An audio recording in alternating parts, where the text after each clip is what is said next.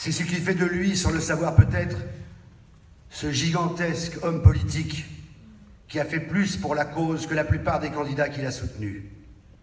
Mais défendre la liberté de tous, quand on s'appelle Freeman, homme libre, n'est-ce pas une évidence, une obligation, voire une prédestination?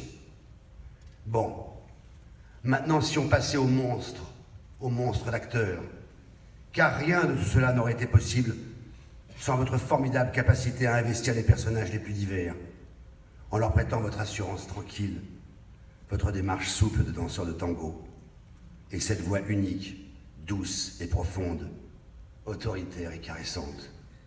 À Hollywood, pour espérer avoir quelque influence, un comédien doit d'abord être un grand acteur, pas un de ceux qui, à la faveur d'un rôle taillé pour eux, réalisent un jour une performance éblouissante, mais sans lendemain, retombant trop vite de leur pinacle oscarisé. Être un grand acteur, ça exige davantage. Un grand acteur, ça se reconnaît d'abord à une grande carrière. Faire les bons choix. Et ça n'est pas chose facile. Pas plus aux États-Unis qu'ici en France ou ailleurs. Parfois j'entends des jugements étranges comme par exemple, c'est un grand acteur, mais il fait des mauvais choix. Eh ben, c'est pas un grand acteur alors s'il fait des mauvais choix. Est-ce qu'on dirait d'un décorateur, il est génial, il a le sens des volumes, mais malheureusement, il a très mauvais goût. Ou à propos d'un médecin, c'est un grand spécialiste. Il a un formidable diagnostic, mais ses malades meurent. En 54 ans, film après film, rôle après rôle, Morgan Freeman n'a jamais prononcé une phrase fausse. Jamais eu un regard de trop. Jamais fait un pas de côté. Toujours juste, toujours, quel que soit le réalisateur ou le partenaire. De la première à la 27e prise, il est toujours aussi exigeant. Si ça se trouve, c'est celle-là qui sera gravée. À vie. Comme votre parcours, Monsieur Freeman. Sans faille.